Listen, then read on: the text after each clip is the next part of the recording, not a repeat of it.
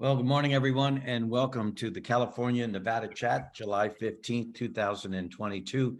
My name is Len Dumas, Executive Director for the Northern California section of the PGA of America. And on behalf of Tom Addis, Executive Director and CEO of the Southern California section, and our section officers and directors, we appreciate the continued support of our California-Nevada Chats. And of course, thanks to our on-air team of Bryce Seaver and Steve Monday for coordinating this session and making us look good on a Friday morning. So we have an outstanding lineup this morning of our guests, and how appropriate to be talking about what we are going to talk about as the 150 Open Championship is underway at the Old Course at St. Andrews. Charlie Howe, the USGA Director of Open Championships. Charlie, good morning and thank you. And Thomas Gardner, Director of Golf at Los Angeles Country Club, and as the North Course will be the host site of the 2023 Men's US Open. And of course, Craig Kessler, Southern California Golf Association Director of Public Affairs. But before we bring on our guests, again, thanks to our Southern California partners, Tom, Nikki Gatch, Assistant Executive Director and Chief Operating Officer, and Jeff Johnson, Chief Financial Officer. And at this point, I don't think our section presidents are here, Tom, so some opening remarks from you, please. Yeah, thanks, Len, and good morning, everybody, and welcome, Thomas and Charlie and Craig and the rest of the gang. We appreciate everybody being here. As Len said, this is a really a timely conversation today, having just finished the US Open and now experiencing the 150th Open Championship this week at St. Andrews, which I don't know what you experienced, but especially today when Tiger was finishing, the old goosebumps came through the shirt. So, which I think that's the exciting part of what we do, and look forward to talking with Thomas and Charlie as we look forward to the US Open next year at LA Country Club. We're excited about it, as all the Southland. So enjoy the day, and let's let it roll. Thanks, Tom. And again, everyone, you know, we continue to ride the wave and the growth of the game, the true growth of the game since the pandemic. 2 years ago, hard to believe, at some point it seems like a lifetime ago, and some point it seems like it's yesterday. And our programming is up across the country. We're grateful for that, particularly at this time of year when our junior programming is in full swing with Junior League, Drive, Chip and Putt, all the junior tours up and running. Great championships this year all around, the US Open, the Masters, the PGA Championship. So we continue to be grateful for everything that has happened as a result of quite a period of history there. So as you mentioned, our first guest is Charlie Howe. And Charlie has climbed the ranks of the United States Golf Association, graduating from Virginia Tech in 2006, and completed a Sports Leadership Master's from Virginia Commonwealth University in 2007. And after an internship with the Martin Agency in Richmond, began his career with the USGA as an intern for the US Open at Torrey Pines, and since then has become the championship director with the following roles. Again, the operations intern in 2008 at Torrey Pines, the championship office liaison in 2009, Open at Bethpage Black, operations coordinator 2011 US Open at Congressional, 2013 at Marion, championship manager 2016 at Oakmont, championship director 2018 at Shinnecock, and 2020 at Wingfoot. So quite a resume, Charlie. And after reading that, we still have time for you to speak. So first off, thank you, Charlie, for being with us. No, well, thank you, and thanks for the introduction. I'm glad you can remember them all from your research. It'd be tough for me to spout them all out, but incredibly fortunate to have worked at several, really all my stops on that list. Some very nice, iconic venues, clubhouses, all the relationships and staff that I've been able to work with have really helped kind of shape my career, and some great mentors and friends amongst all those stops. But yeah, it's great to have that start in 2008. What a memory that was with Tiger Woods and Rocker Media. Yeah. So Charlie, the men's open at LACC is just about actually almost 11 months today. It'll be June 15th will be the first tournament round. So as I asked you earlier where you were, let everyone know where you are at the moment. No, it's a great question. I try not to look at the countdown timer that's located in our superintendent's office here because there's still a lot of work to be done. But with that said, I am calling from or on the Zoom call from in between the 5th green and the 12th green at LACC South. So I'm right here off of Santa Monica Boulevard. We've got a team of 5 here, again, working on all things related to the US Open, getting ready for the next 11 months. Yeah, Charlie, thank you. And I bring that up, so everyone realizes what's involved in putting on a major, that it really never stops. And, pack up the tents from one town and then, leap year to the next site. So thank you, Charlie. What during your internship at Torrey Pines, when you're getting started, what happened? What was the spark? What was the event, the moment where you said, hey, this is pretty cool?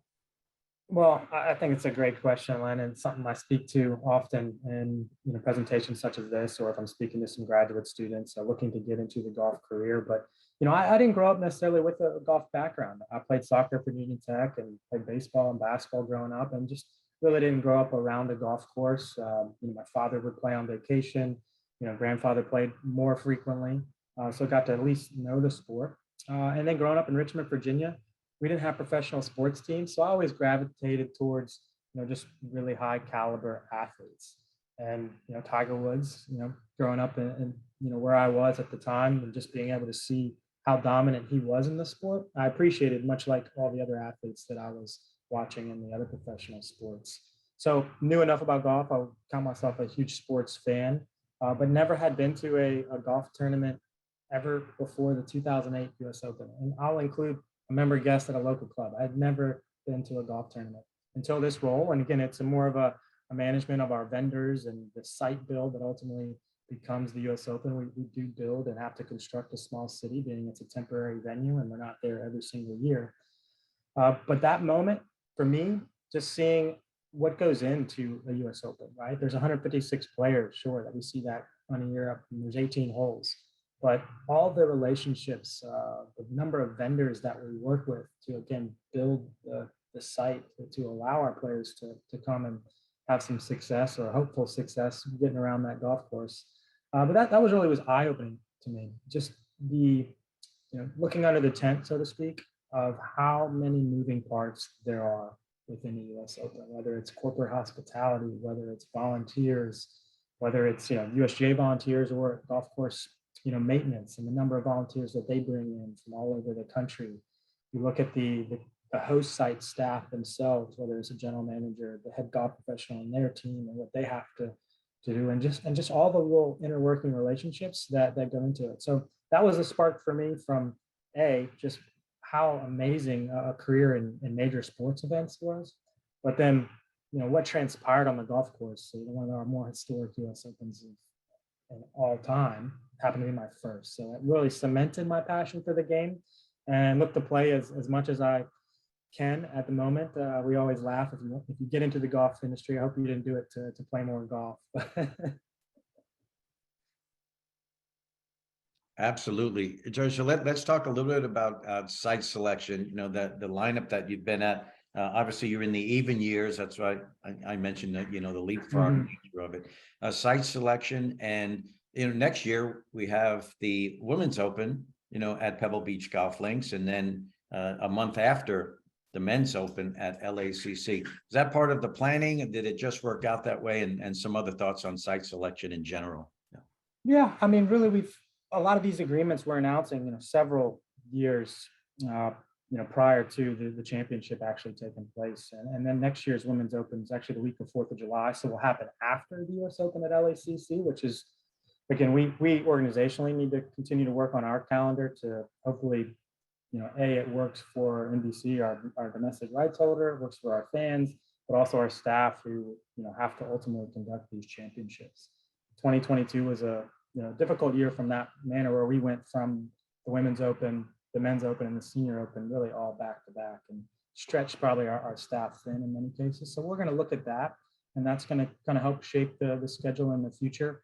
But as far as site selection, really any club, within North America, and certainly the United States, can send a letter to, our CEO, Mike Wan, or, address it to the USGA Executive Committee to have the USGA consider their club to host, they can be specific. Maybe we would like to host a Women's Open or a US Open or a USAM, or you could just say we're interested in hosting one of your 15 championships.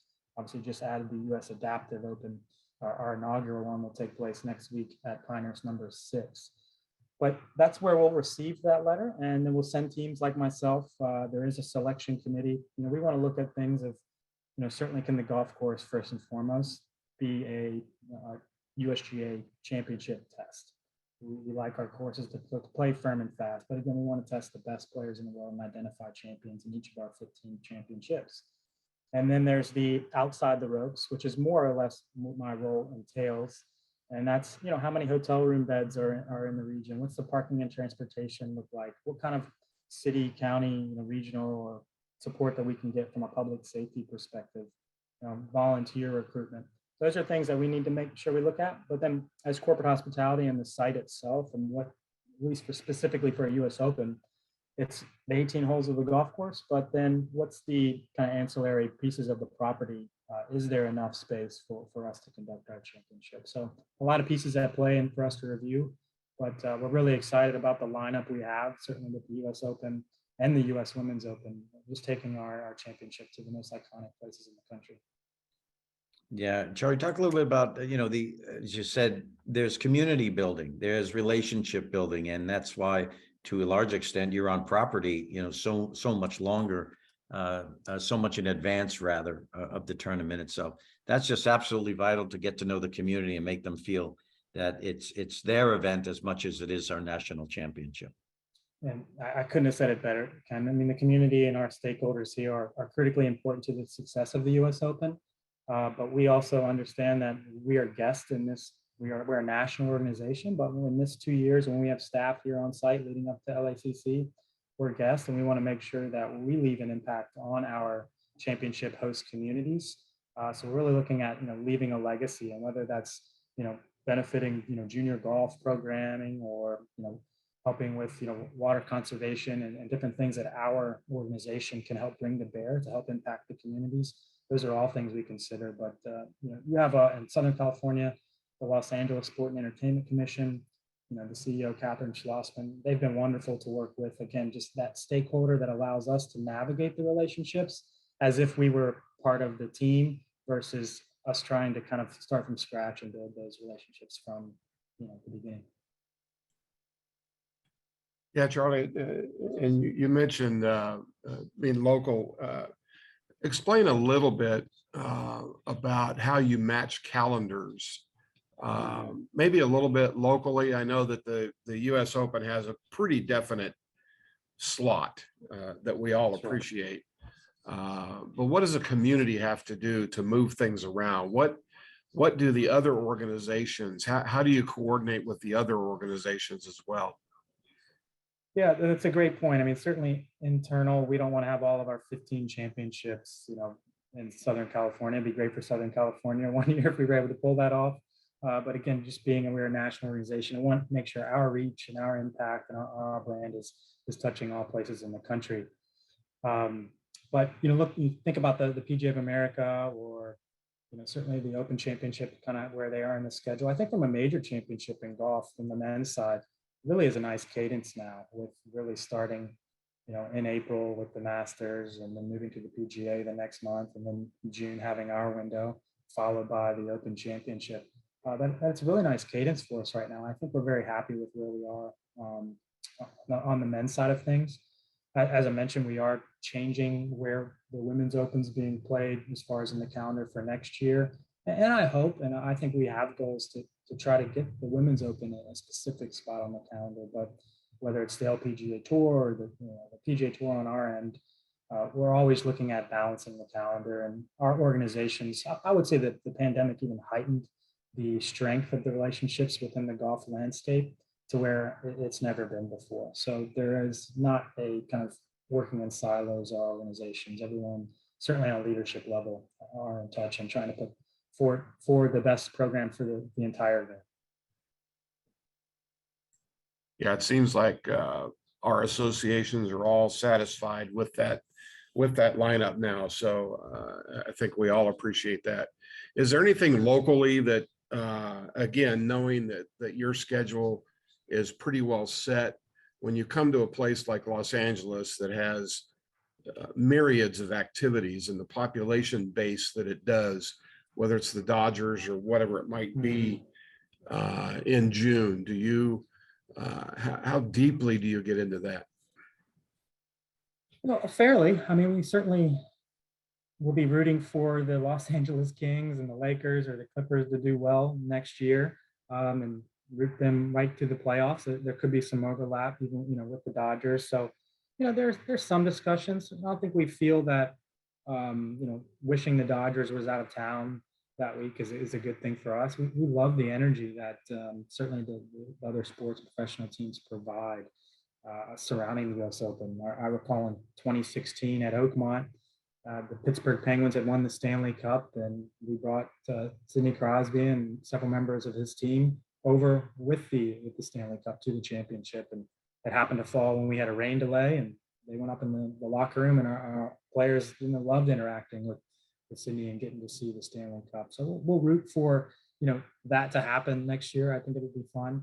But LA is different, as you mentioned. A lot of times when we're taking our championship, it's not very many times where I communicate with people in LA that we are not the Super Bowl.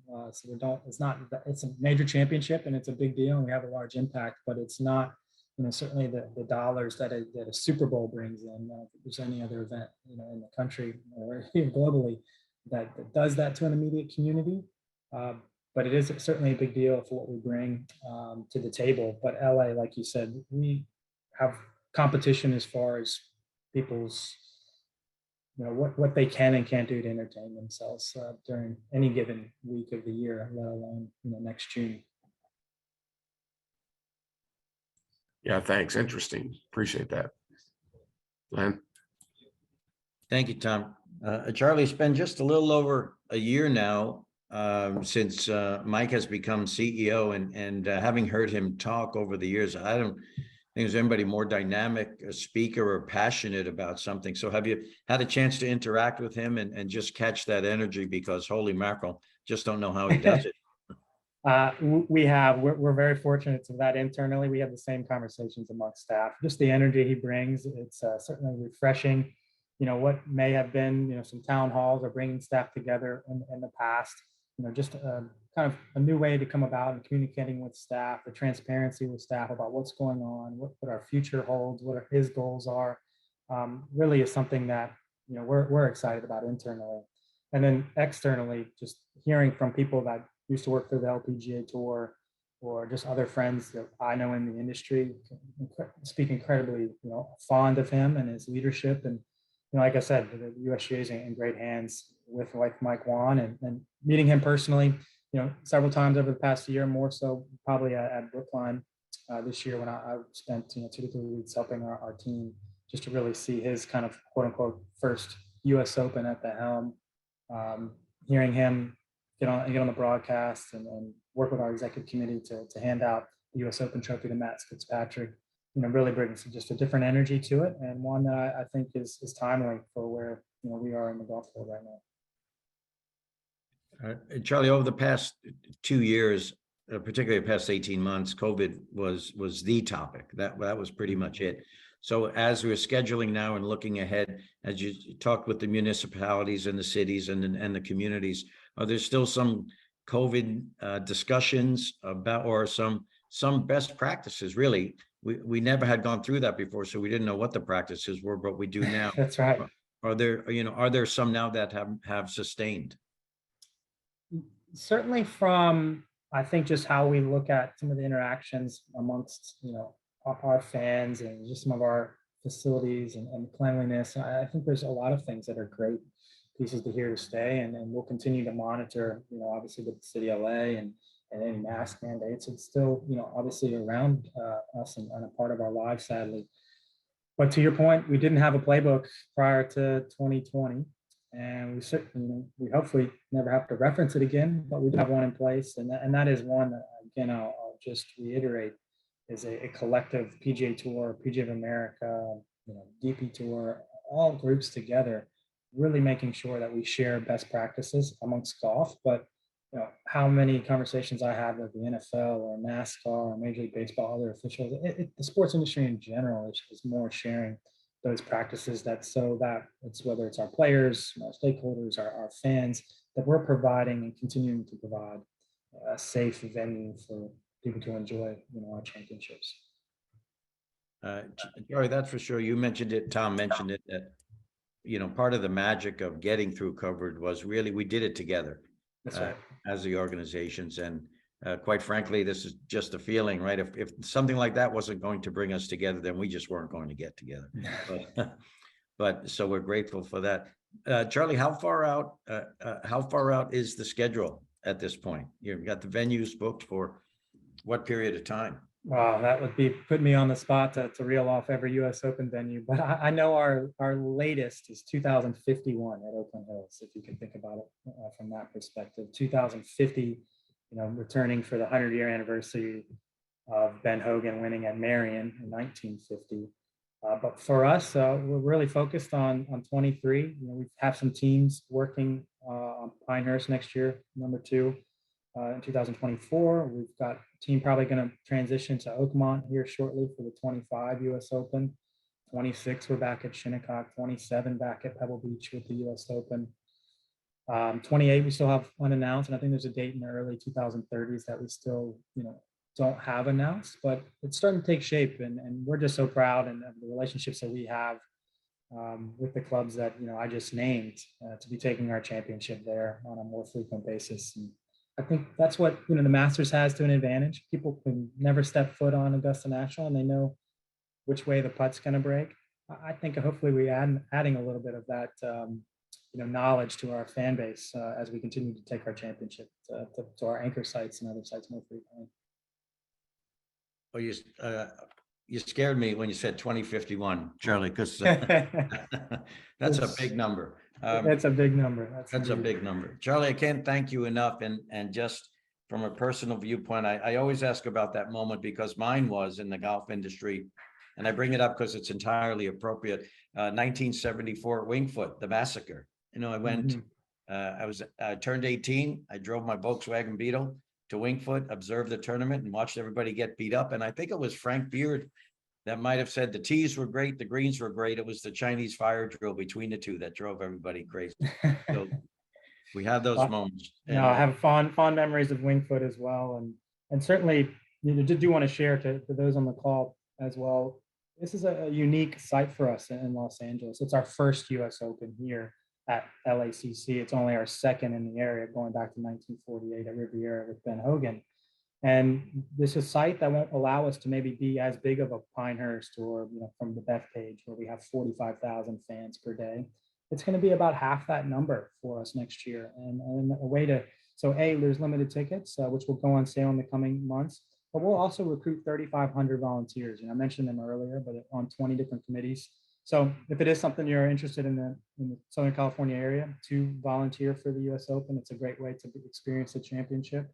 And certainly if you're unable to have access to a ticket, it's a great way to do that. And that information can be found certainly on usga.org/tickets from information of when those tickets go available. But you can see our championship schedule all the way to 2051 if you want to go through it.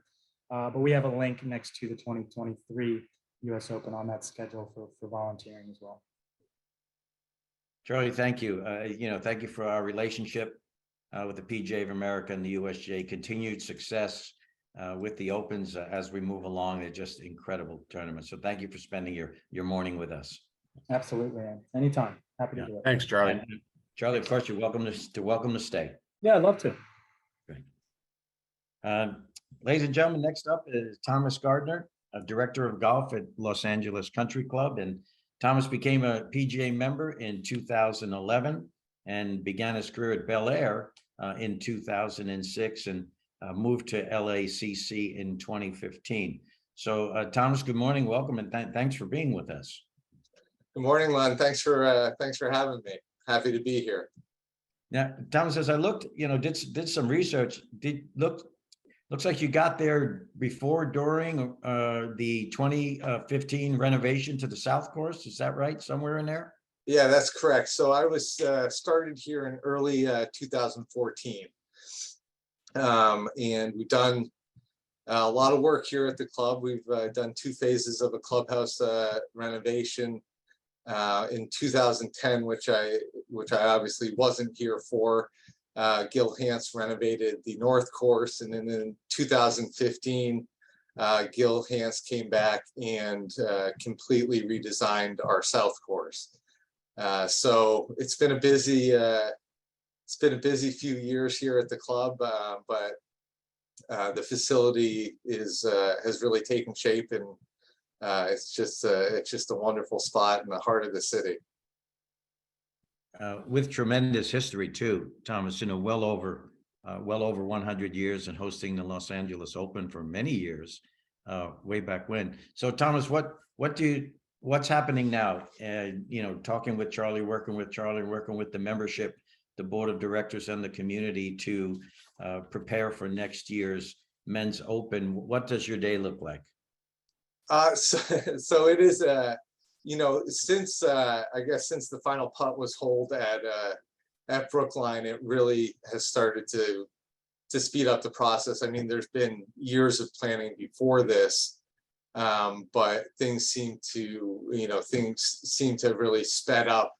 The focus is on us. My day as far as US Open planning varies from day to day, but last week some of Charlie's co-workers were out here, John Bodenhammer, Jason Gore, who were taking a look at the North Course. We have adjusted some of the fairway lines on the North Course. Gil Hance was also here and involved. So, spent the day walking the course, making sure that the rough lines were kind of where they needed to be, that the height of the rough, testing some of those things. So that's, for me, that's the fun part, is getting out there and kind of seeing everything taking shape, and getting a little bit of the behind the scenes as to the golf course preparation.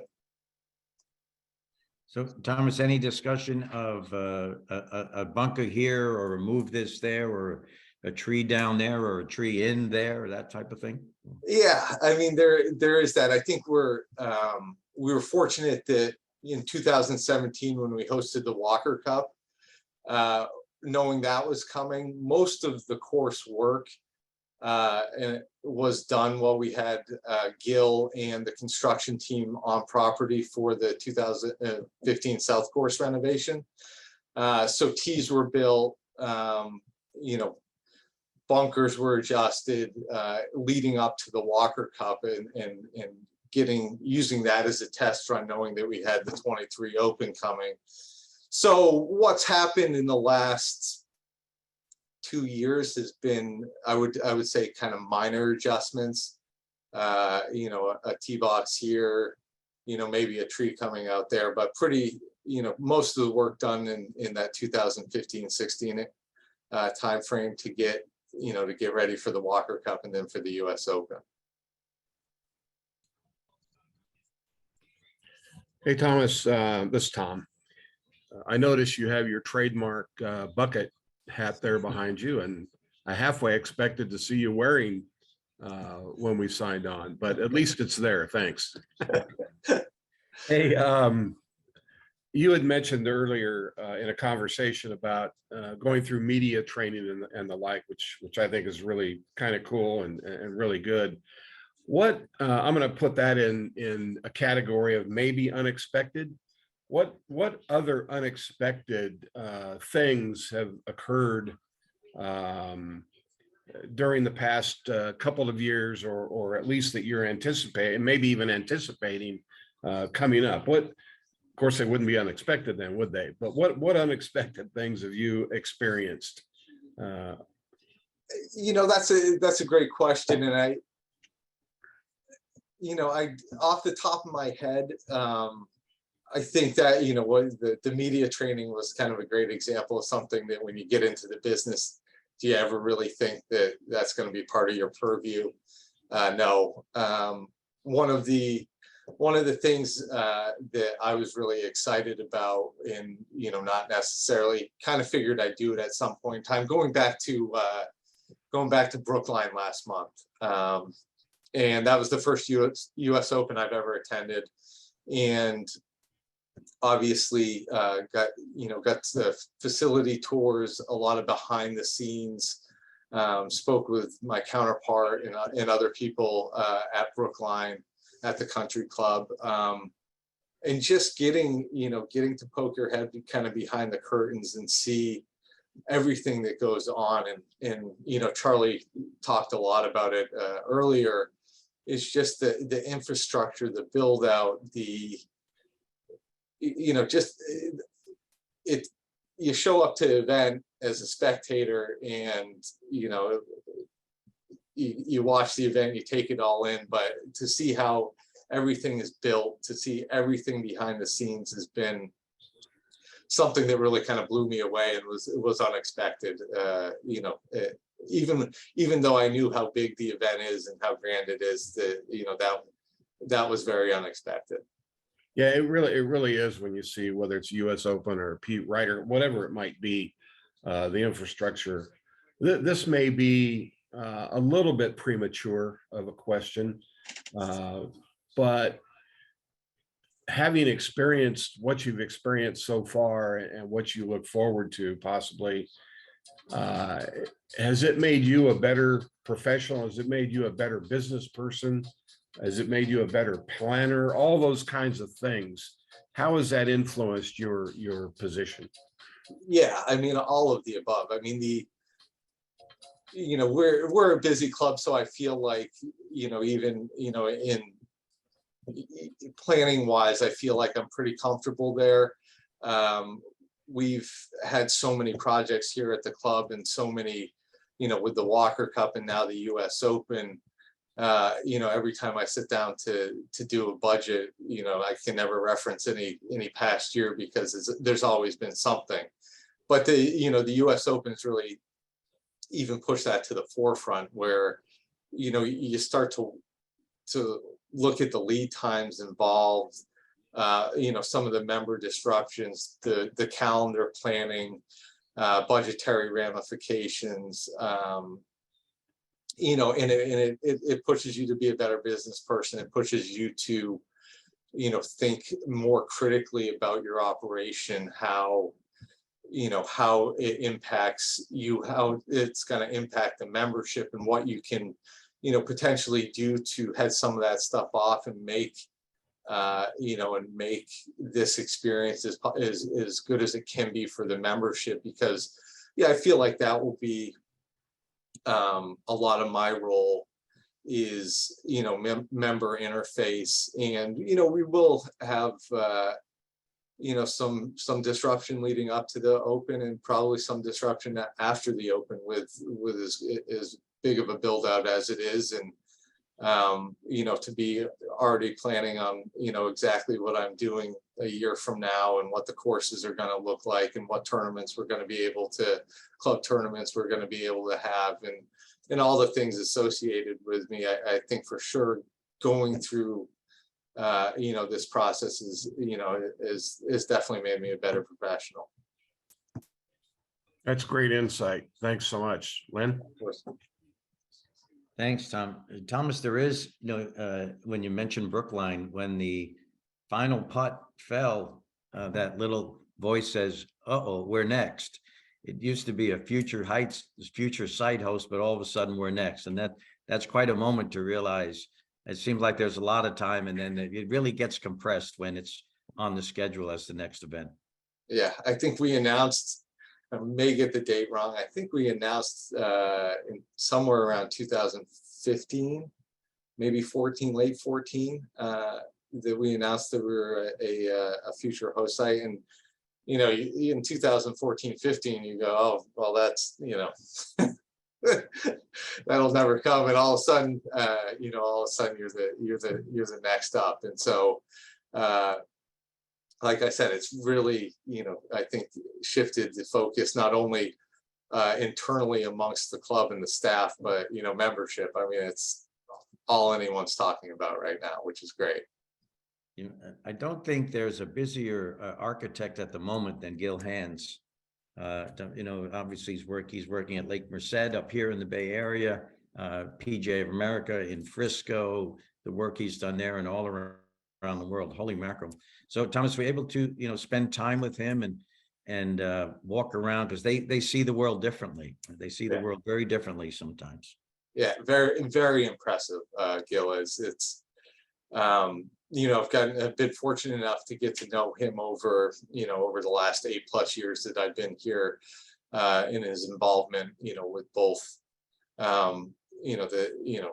the ongoing oversight, supervision of the North Course and how it's matured.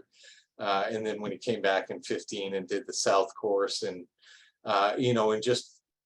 he is the guy here that whenever we want to do something on property, he is our resource. He is the guy that, we ask, whether it's a practice facility, whether, a tree falls down and we want to, plant a new one.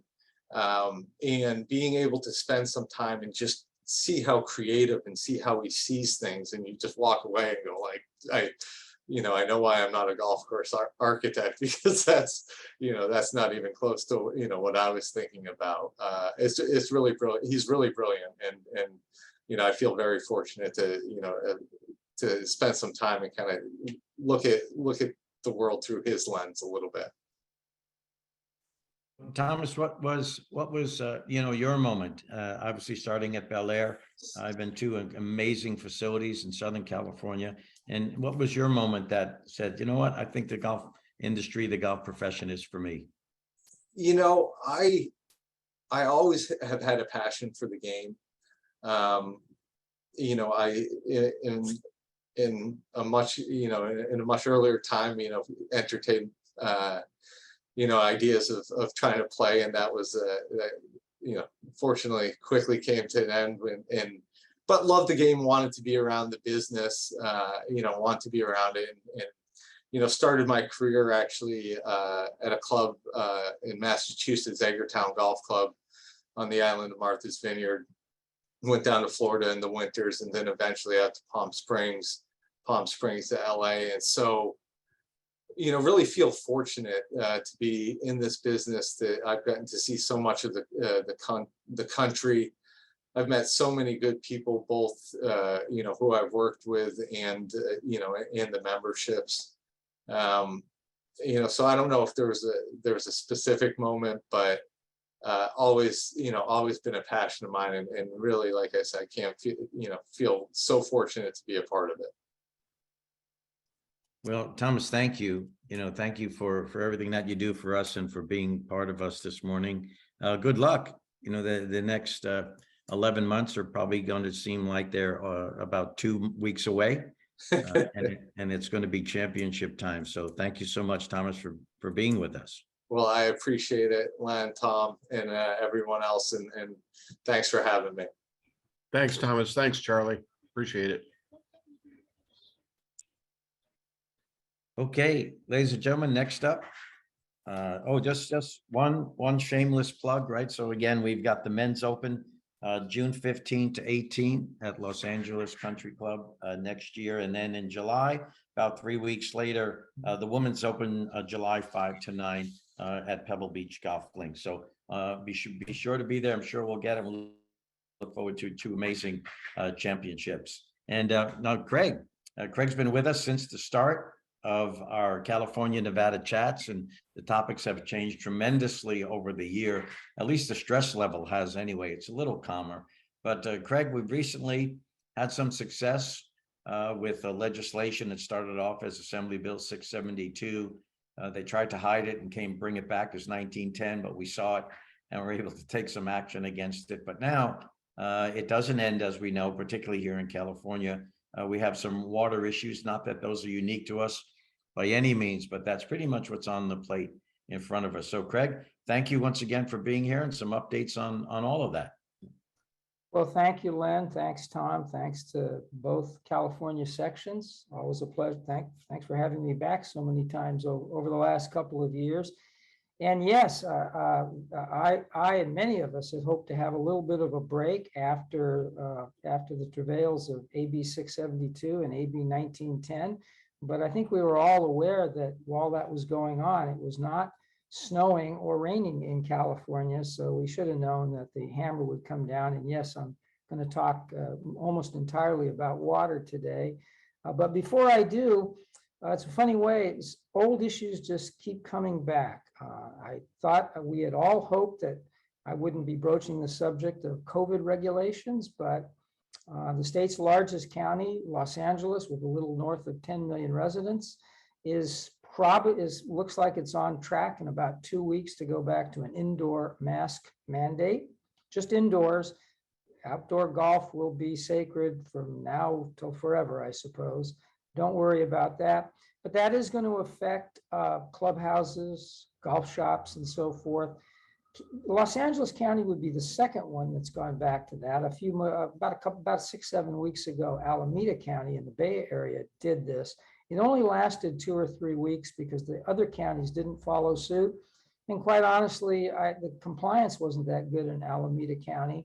And so it came off, and and the numbers may have also gone down. So we'll see what happens when I get to talking about the big Southern California Water Summit in August.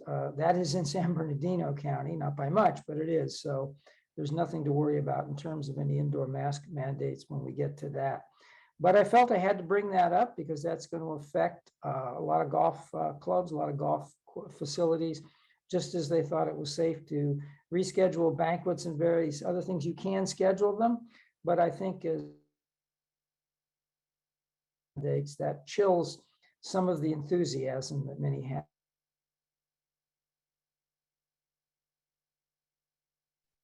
Tracking on to AB 672 or 1910, and my hat is off to the golfers of this state. It really takes a community to defeat a piece of legislation like that when the golf community is entirely on its own. And I'd have to say that so many of you as individuals stepped up and took the time to do something that very few do. And when you do it, it has an enormous impact. And that's actually write an email, write a letter, make a phone call to a state legislator. Believe me, that got through in Sacramento, and that made the difference. As much as some of us in the leadership of the game might want to talk about, I think we came up with some very good strategies and some superb theories of our case and some great arguments. But at the end of the day, that's never enough in the political cauldron known as our state capitol. It was really the community of golfers that stepped up. And I think, as Len hinted, we probably may not have to step up on a bill in the future that so directly assaults the municipal golf community, which is little north of 22% of California's golf stock. Because I think the one thing that came through, a couple of things came through in our effort to defeat those two bills. A lot of facts about the public golf sector finally made it through. It made it through in editorials, most notably in the Los Angeles Times, where they said things about the profile of the state's golf community that we've been saying for years. But when they said it, I think it had a little more credibility, or maybe it stuck with some quarters, with some persons who don't pay close attention to us, but they do pay close attention to large media organs like the Los Angeles Times. But we're aware that there is a state senator in Northern California, in the Bay Area, in San Jose, who's taking a serious look at working on a bill right now that would not be nearly as ominous or odious as either Assembly Bill 672 or 1910. And it's not aimed at the municipal sector. It's really more at the daily fee sector, but it has some of the same language that the first iteration of 672 had that so concerned us that, in other words, targeting golf and only golf for certain kinds of developments that would bypass the California Environmental Quality Act, that would overreach or preempt local zoning control and things like that. The good news is the office seems to be open to having some conversations with those who might get a little dyspepsia over a bill like that, and that would certainly include the golf community. And so we'll take that advantage of that opportunity. This bill would not come up until the 2023 session, but I think it's safe to say that as long as golf requires the encumbrance of a certain amount of acreage, and that acreage in particular is in large urban areas, and maybe and lots of other stakeholders, could be recreational stakeholders, developmental stakeholders, commercial or residential. They're always eyeing that property for their own ends and uses. And when you consider that no matter what demographic, what area of the state, who you poll, housing is always the number one issue. And homelessness is a component of that, or an adjunct to that. It's not directly the same issue, but for those of you who are gluttons for reading a lot of newspapers will know that the San Diego Union Tribune published a couple of articles that really demonstrated something that had never been factually demonstrated, but I think intuitively we all understood that there's a strong correlation between housing affordability and homelessness. So, and California, of course, is probably the most unaffordable state in housing. We have a terrible homeless problem. You put all that together and keep in mind that the golf community is going to have to remain vigilant to those kinds of things coming forward. Now on to water. As I said, we have now had the 3 driest years in consecutive years in sequence. I guess since we've been keeping records. Paleoclimatologists, there's a phrase, I didn't know those existed, but apparently they study weather long-term. We have had these kinds of mega droughts in California's history. The tree rings tell us that in the past. The last one as bad as this might have been around 1500. And despite my looks, I know I was not around to experience it, and neither were Len and Tom. But so we have no idea whether the 4th year or the 5th year will be like the last 3. That's really the great fear. But let me give you a little bit of sort of factual background, because there's a lot of misunderstanding about where that stands. The northern part of the state thus far is not totally exempt. The governor has asked the northern part and the central part, at least those parts of the central part that are not disproportionately using groundwater, that's a separate issue, but using potable treated water to voluntarily give back 15% in anticipation perhaps of a 4th tough year. And that applies to certain areas in Southern California, most notably Orange and San Diego counties. But for those of you who have read about certain more draconian restrictions, those were put on by the Metropolitan Water District, which is the buyer for 26 agencies in Southern California, serving 19 million customers. 6 million of whom are totally separated from any physical access to the Colorado River allocation. Thus, they're disproportionately dependent on, in some cases, 100% dependent upon the state water project. And just as in 2016, in 2022, the allocation from the state water project is 0 or near 0. What makes 2022 more serious than 2016, and I want to emphasize that, and I'm going to continue to emphasize that, is that the allocation may be 0, and 0 is 0 no matter what year. But in 2016, the reserves in the reservoir were quite a bit higher than they are now. And thus the Metropolitan Water District, on 6 million of those customers, clustered mostly, well, entirely in Ventura County and also Los Angeles, the Los Angeles Water and Power area, including our friends at the Los Angeles Country Club are included in that, are under a mandate from the water supplier, MWD, to cut roughly 35%. It's never clear exactly 35% off what, and different jurisdictions are coming up with different ways to cope with it. The good news for the golf community is that even in those areas, and I've spent a lot of recent weeks with my nose in a lot of water statistics and spending a lot of time working with facilities and working with their water providers to align the golf courses with these particular mandates. Keeping in mind that golf courses fall into a very special category in California called special landscape areas, which are separated out in all of the codes and all the laws. And those codes are generally, the same codes generally appear in most local jurisdictions. They certainly do in the city of Los Angeles. And because they're turf dependent and they're not ornamental turf, but very, very functional turf. So golf courses are part of the category of, along with parks, sports fields, cemeteries, and golf courses. And it matters not whether the golf course is technically a park, that's what a municipal course is, or whether it's a private club. Golf course is a golf course is a golf course for these particular purposes. So it isn't that they're, and so a special set of dispensations apply. Instead of being, as a general rule, and certainly in Los Angeles and most places in Ventura County, they're able to keep 100% control of their irrigation practices. So time of day, day of week restrictions don't apply. But what does apply is the establishment of a budget, and it's established per the plant factor, which is very, very different for turf than it is for, let's say, oh, I don't know, cactus or various other California-friendly drought-tolerant species. And then from there, for example, and I'm most conversant with the laws of Los Angeles because it's the second largest, swath of golf courses in the state, the largest being in the Coachella Valley. But the Coachella Valley is not part of the Metropolitan Water District. And those of you who know golf understand that it's a universe unto itself and a universe that we're not going to get into on this call because they're not under this particular restriction at the moment because they're not part of the Metropolitan Water District.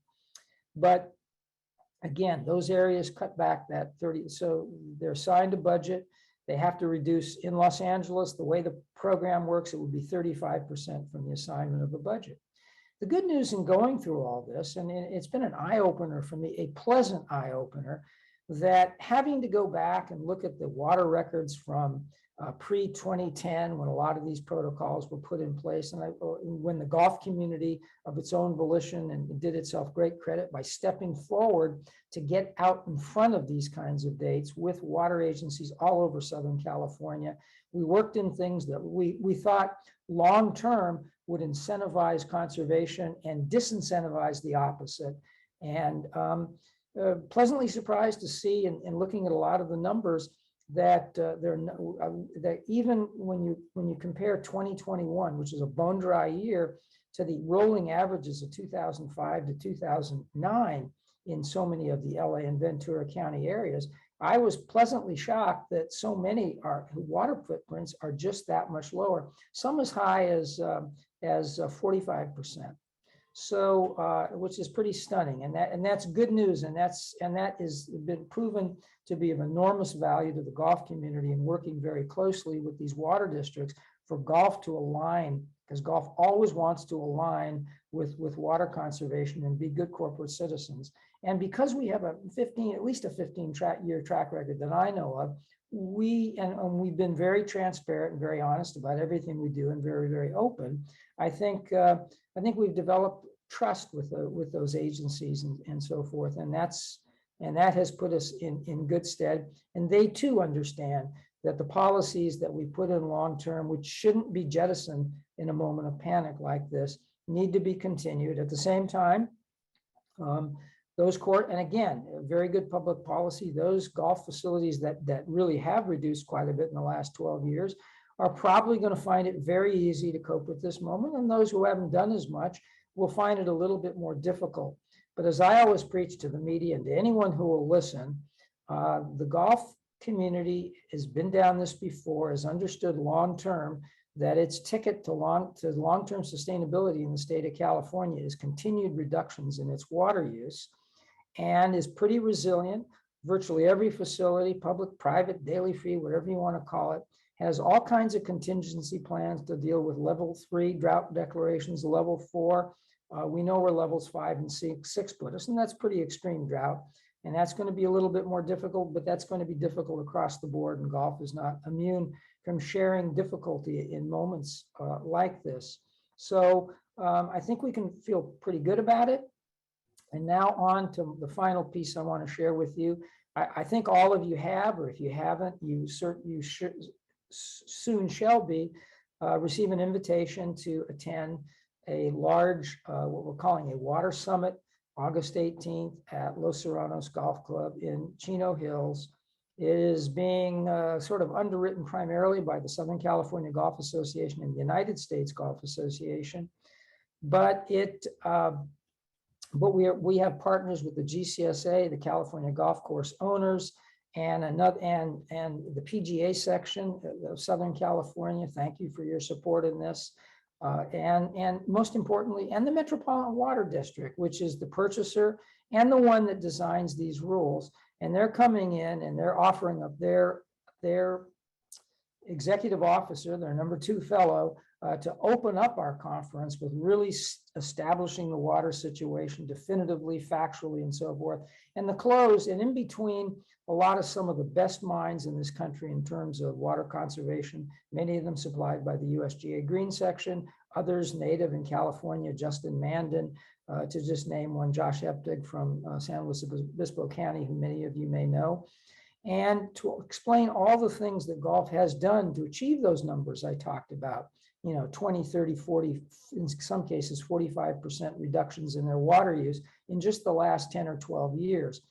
And to give confidence, not just to us as a golf community, but to give confidence to an outside world that needs to have that confidence that while that's a laurel, we're not going to rest on it. We're going to use that to give us the confidence that we need to continue to make those investments in new technologies, those investments in practices with grasses, those investments in terms of turf reduction, all those kinds of things. And by the way, they all cost money. And I'll also tell everyone I come into that golf has expended real dollars to do those kinds of things. But that gives us the confidence to do them that much further and that much faster moving forward, so that we can continue the trajectory of those savings that I talked about, and make clear to the world that we're partners, whether it's with MWD or LADWP or Cayugas or the Coachella Valley Water District, that we are partners in this great endeavor in working with them cooperatively to reduce our water consumption to the degree that we can still, 30 years from now, we count roughly 960 golf courses in California, and it's going to take all those efforts to at least maintain that number. We would hope to add a few more, although things are a little tight with land costs in the state. So again, if you haven't, you should receive, you'll probably receive more than one time, an invitation to this. Encourage you to attend. It'll be worth your day. And there are MSR credits for golf professionals and GMs and for superintendents as well. And I would add, and it's unique in the sense that the USGA and the SCGA were pretty adamant in putting this together, that this was going to be no charge, that we were going to invite in media, both golf and non-golf media, cover this. Now, this idea was hatched having nothing to do with the first part of this presentation today, that the fact that the United States Open of Games National Championship is coming to Los Angeles next year, but it's really doing it because it's coming out of COVID. We can finally meet in person. Water is always an issue for the golf community, and and of course we're in level 3 drought restrictions. And by the time we get to August 18th, it's highly likely that the state of California will be giving up some of its allocation off the Colorado River. So parts of Orange County and San Diego County, which have not been affected by these draconian orders, but only really encouraged by the governor to do voluntary conservation, will probably be, I don't know if the boat will be as tough as the restrictions on in Los Angeles and Ventura counties right now, but it could be some approximation of that. So we know where we're headed. That's this year. And we understand that there's no guarantee that Mother Nature won't be as stingy with the snowpack and the precipitation levels next year as this year. We may have a 2017 again in which Mother Nature bails us out. That would be great. But we have to again prepare for the worst and again hope for the best. And understanding that the backdrop of all of this is that we know something to be factually correct, whether it's the Colorado Basin, which has long been overallocated and is also in deep trouble, or the Sierra Nevada. It is warmer, it is drier, and that makes for a set of conditions which is different from the conditions, at least in this state, that prevailed from roughly 1880 till not that long ago, in which it was wetter and cooler. And so it's warmer and it's drier, which means that even when precipitation meets the averages, More of it falls as rain than snow. And of course, it's the snowpack that's our storage technique in California, primarily from the Sierra Nevadas. And that we know that the same amount of snow that produced a certain kind of snow melt and runoff as little as 10 years ago produces less of it now because of a drier climate, which has a dual effect, not just the air, but the ground itself absorbs more of it. So you put that together and it's sort of a perfect storm of a different set of conditions that prevailed for much of the history of California, or modern history. Remember, when we're talking about geological terms, 150 years is not even a nanosecond. So really understand that when it comes to climate, there's far more we don't know than we do know, infinitely more that we don't know than we do know. So these are a bit of precarious, it's a bit of a precarious moment, I think. So I would encourage you to come out on the 18th, learn out about this, get a few MSR credits. And as things are coming up now, I think we're going to have some friends from other parts of the Southwest, maybe some friends from Northern California, who may have their own ideas about these kinds of things. Because rest assured, you can talk about recurring droughts, spikes in a mega drought, but I think it's safe to assume for the golf community in California that we pretty much live in the land of permanent drought and act accordingly.